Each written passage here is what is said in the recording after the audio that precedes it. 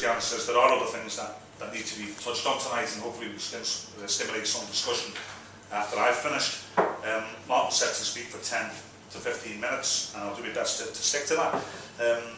But I do think it'll be quite handy to get people, asking questions and coming in with comments on a number of issues. I suppose the main issue today is the news of the world and the whole question of journalism and the question of ethics and standards within the press. I've lost track of my interviews I've done this evening, just at Radio Clyde and STV and other radio stations and on the phone to journalists. And I've tried to be consistent by saying that, I think we need to remember that News of the World has been going for well over, I think it's 135 years, someone said. And it wasn't always the rag that it is today, it wasn't always the soft porn newspaper that it's become. And it's been hijacked by cowboys and News International and turned into something that it wasn't many years ago. And that's been part of the downward spiral, I suppose, in elements of journalism. But saying that, it obviously played a part because there are massive sales and it's this whole question of what's in the public interest compared to what's of interest to the public. And obviously there was elements of News of the World stories that were of interest to the public or sections of the public. So some people might think, well, it's going to be a loss. I think we'd be very naive to think that the News of the World is going to reinvent itself very quickly.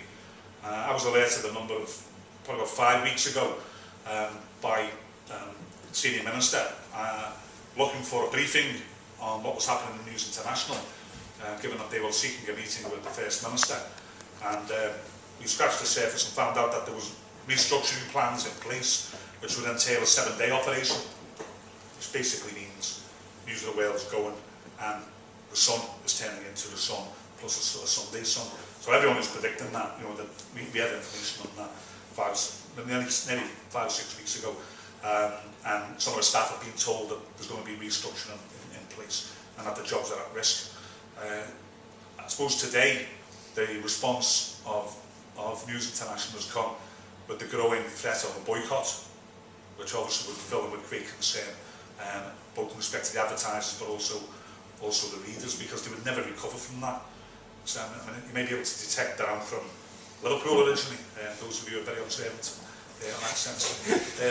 And after 1989, when the Sun carried some quite disgraceful sets of lies and articles about what happened to Hillsborough, the newspaper was boycotted, and to this day it's not seen on the streets of Liverpool.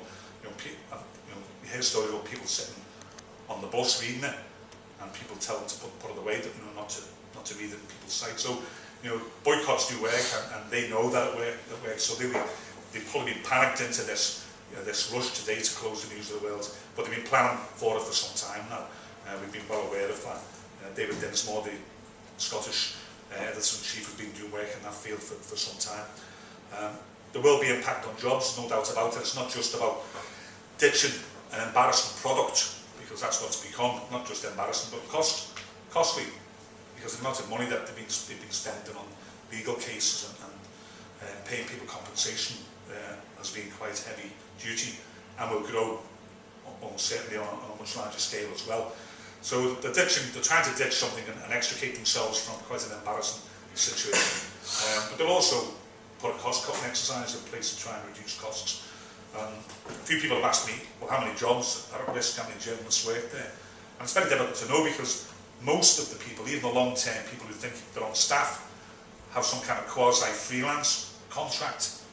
I think the editor of the Times in Scotland is on one of these contracts as well. So, while they have lots of malpractices or bad practices in journalistic standards, they also don't have very good record on looking after their staff or looking after the people who work for them. And there's a high turnover and also a high usage of people on freelance and contract.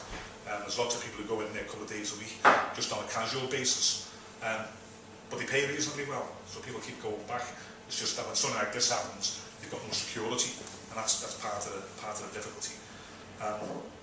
The NUJ has been arguing for a number of years now, probably since the first hint of phone hacking came out, arguing that there should be a public inquiry into the way News International operates, particularly News of the World and the Sun, and that there needs to be a transparent investigation into it.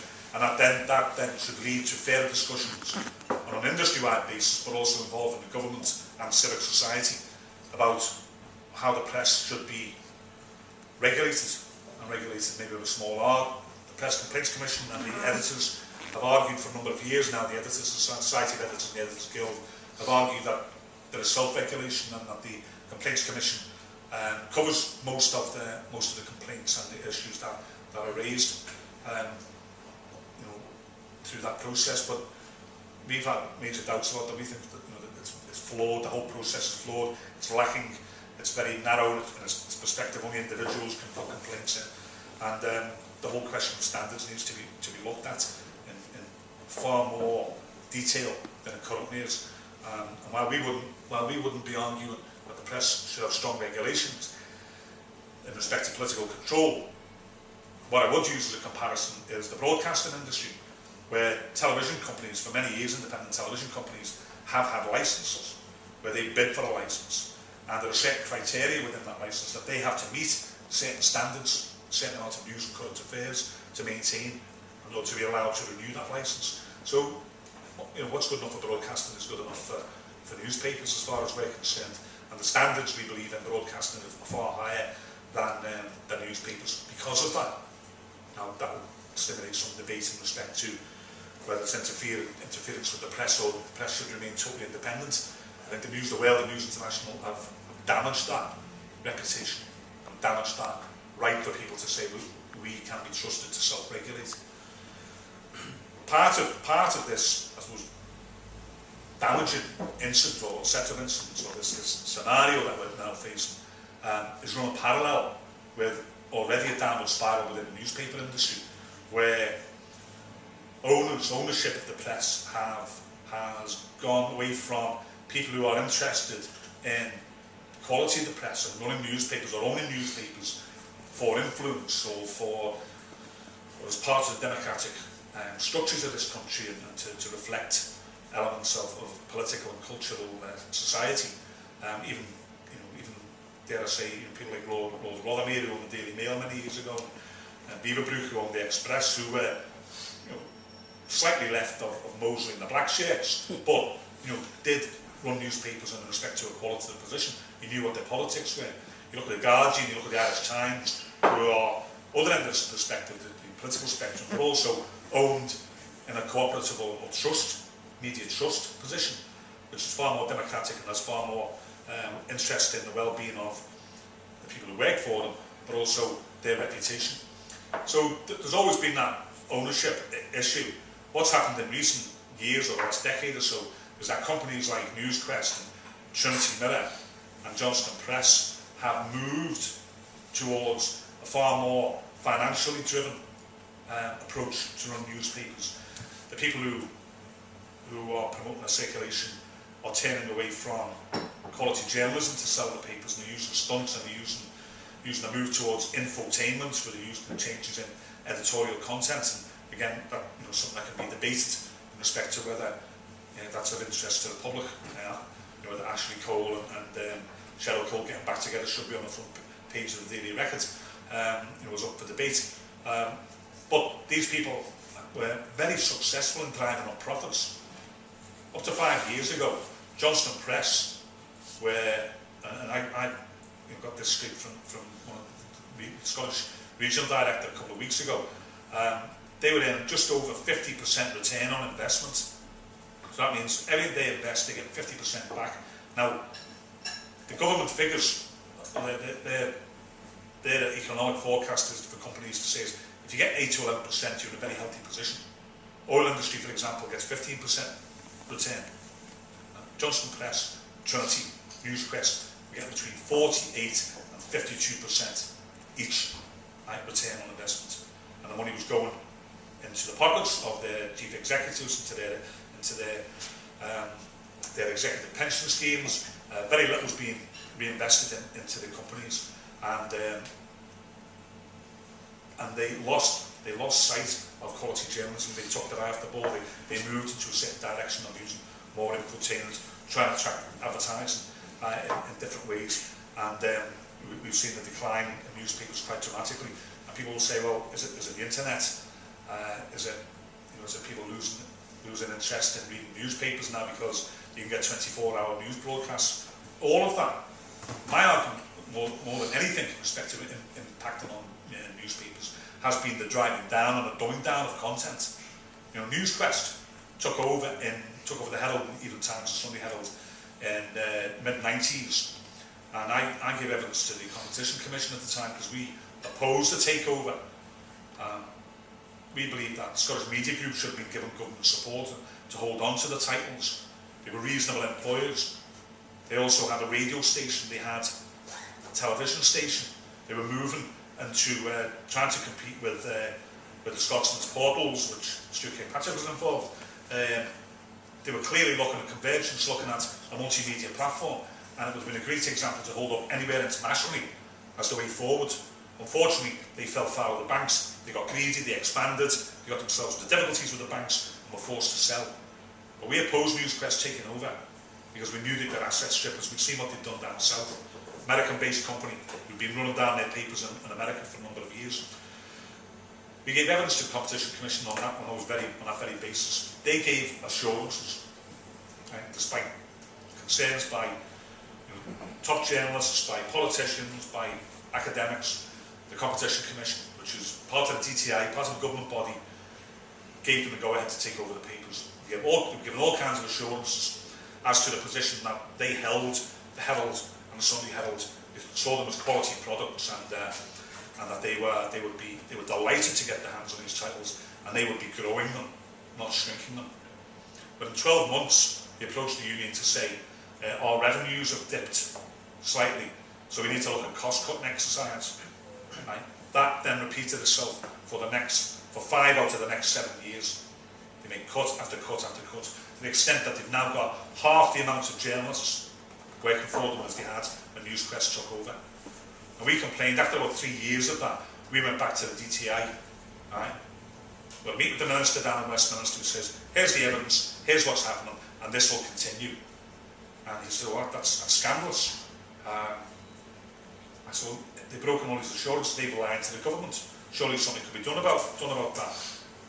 We looked into it, came back and said, well, we're really delighted that you've highlighted this, but unfortunately there's nothing in the legislation that allows us to revisit this. But, we're really grateful that you've done that. We're now going to close that loophole and change the legislation. So in future, you'll be able to complain about it.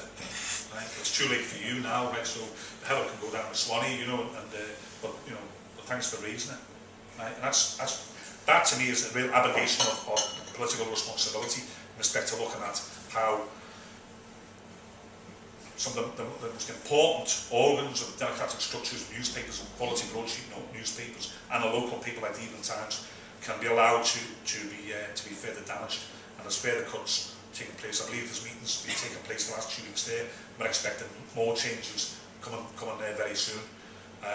Other companies got themselves, like Johnson Press, got themselves into a position where they started buying out rivals, moving it to places like Ireland, where they've never been before, and buying Irish titles, just as part of their greed to build their portfolio. And their chief executive, Tim Bowler, was held up as a great hero of the newspaper industry, of consolidation. They moved away from their convergence and ran down their online, which was a quality and with great potential quality product, with a lot of people looking at how it was going to be working. And they concentrated on this acquisition strategy. They overstretched themselves. They bought companies that were black holes. They never carried out any due diligence. And I got that from one of the senior executives. We never carried out studies or risk assessments and taken over these papers without proper due diligence, which meant that they were buying papers which had old print plants, they never owned the property attached to the offices, and they got thrown into an expanded portfolio where all these black holes started appearing, where they were able to plug these black holes, put money in, invest here and invest there, and try and bail out these newspapers. And the banks, these philanthropic banks, that the government helped out in recent years said, well, look, I was quite happy dealing with you and giving you all that money when you were getting 50% return on the amount of money that you were putting into the banks. However, you're now not really giving us as much money as you used to. So those deals are now off. Those covenants and agreements that we had are now off, and you now need to pay the repayments within 3 years instead of 10 years, and we want higher repayments. And Johnston Press, Trinity, Clyde and Forth, another major newspaper group in Scotland, Scottish Provincial Press, we cover the Highlands, and I'm not sure of the news press situation, certainly STV as well. 6 major companies in Scotland, all in hock to the banks, all being dictated to by the banks. I think STV are making some headway in trying to get out of that with the various strategies, but I'm still not convinced that they're completely out of the water. And we've now seen Trinity putting in strategies in place to cut hundreds of jobs in the Mirror, setting up contracts with PA where copiers coming into the Mirror from other areas. Astonishingly, they're trying to use the same experiment in Scotland, turning the Daily Record into a slip edition of the Daily Mirror, which really is, it's quite suicidal. It really is. We had a mass meeting on Friday where the MD, Mark Holleran, was addressing the journalists and explaining the financial circumstances that was leading to this. That's my alarm telling me I've spoken for too long. I thought it was another paper closing down. And what astonished me was that most of the questions that he was getting, or most of the comments, were in relation to the strategic changes about bringing up English copy and features from the Daily Mirror, putting them in the Daily Record, anglicising the Daily Record, one of the biggest selling Scottish newspapers, sending copy from the Daily Record down to Yorkshire to be sub-edited. Bizarre, absolutely bizarre. I've lived here 33 years, so I know how to spell Milgai, you know, and Spade. The quality of the copy that comes back is atrocious already. The guys are telling us that already. But they've decided, no, this template that they used in England, they're now going to use it in Scotland, the Daily Record and Sunday Mail. And they want to get rid of almost half of the journalists in that area. Again, their strategy on online development conversion seems to be all over the place as well.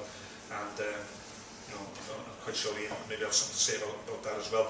These companies, these people like Trinity, maybe not Johnston Press, now because they're the new board are trying to claw back and trying to get back to on as a journalistic footing. The cuts they're making so far haven't been an editorial. But these companies are not fit to own newspapers. They are not fit to own newspapers.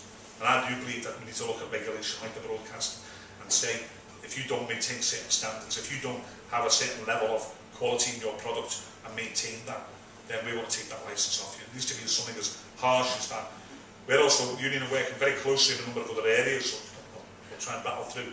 Looking at cooperative ownership, we're working with meetings with a number of owners of small newspapers, free newspapers in Scotland, and looking at trying to see if we can get them to take on a form of charitable status, where if they are community-based and they're taking on staff from the city, work or studied in the city, that they can get money for training, that they can get tax and rates relief, which is available under certain community company ownership. So we've had a number of meetings with people there trying to encourage them to do that, to allow them to take on more staff and expand. We're heavily involved in trying to put convergence training right to the fore of a lot of companies. A number of them are now taking it up where, you know, a lot of the journalists are becoming video journalists and looking at putting stuff on the web on a regular basis and trying to drive them into a broader view as to employment and expansion. And we're also linking up, we sponsored a couple of film festivals in the last couple of years to encourage investigative journalism on a large scale. I was an investigative journalist. I picked up a couple of awards in the early 90s before I took this job on and my hair went white. And we need to get back to that. We need to encourage editors and companies to say, people want to know about investigations, they want to know what's going on, and they want journalists out, they want to do undercover stuff, not through hacking, not through bribery, not through corruption, although, you know, probably payments of certain groups and police going on in Glasgow, certain areas that have exposed big stories, and I wouldn't endorse that. However, you know, it's existed for years, and to me it's part and parcel of the game. It's when they start hacking into victims, families, and encroaching on people's privacy that totally unacceptable. Journalism is about ethics and standards, and we need to try and maintain that. The investigative journalism side of things needs to be promoted. We need to be saying to governments, look, we're going to hold you to account. These films are going to be about you. They're going to be criticising you. But you need to be politically mature enough to say, yeah, that's what journalism is about. It's about exposure. It's about catching us out. It's about questioning, the planning that the Scottish government gave to Donald Trump for his development up in Aberdeenshire. And there's a film out which I would recommend you go and see. Not because I'm in it, but it's coming. It's coming to GFC in Glasgow. And it's going to be on, I think, the Belmont House in Aberdeen, and also one of the film places in Edinburgh. The 13th and 14th of July, this the week after next, and it's called You've Been Trumped. And it's two investigative reporters who have uncovered all kinds of stuff, and some of it is quite shocking. And they were arrested, actually filming up on the site, and we intervened and got them free, got their gear back. So it's a really, really good film. But we're encouraging that, because we're trying to say, look, here's what journalism is about. We're saying to the Record and Sunday Mail management, your cuts here are impacting on maybe not the highest quality journalism, but it's also about trying to maintain standards within red tops as well as broadsheets. We're saying to the Herald, right, you need to start clambering back your reputation. We're saying to the Scotsman, look, you need to diversify your political views. You need to drag the paper back from where Andrew Neil took it. You need to start getting more investigative journalism in it. So we're very vociferous about it. We're trying to bring as much influence as possible. And we're getting more and more of the MDs and the editors nodding in agreement, and they're working with us on a number of areas, realising that journalism is the lifeblood. Advertising as well, we have to accept that, but it's getting that balance, and that's really what the industry needs to look at. And people talk about the industry, they say, what's the industry doing about this? The industry is fragmented. It's fragmented so badly. You've got the broadcasting, you've got BBC, you've got independent broadcasting, which includes radio. You've got Scottish Daily Press, and you've got the Scottish Weekly Press.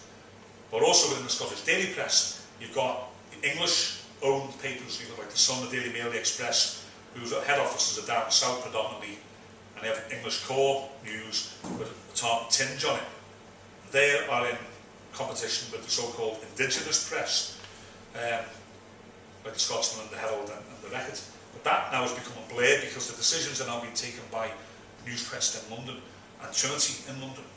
So that whole area is now being further taken out of the hands of Scottish influence. And that's why we're lobbying the government to say, you need to intervene here. There needs to be some harder talking, there needs to be some kind of direction given and support given to smaller operations to look at the whole question of online, look at smaller papers, look at independent TV and broadcasting. Not just look at the old former models, but also look at the big models and say, this is not, you have mismanaged this, you've taken us into decline. So there's so much going on in industry, and those of you who are students or young people trying to break through, it's like the Chinese curse, maybe you live in interesting times. That's certainly how I feel. But I'll wind up at that, and if there's anything else that you want to throw at me or question, I'm more than happy to speak on it.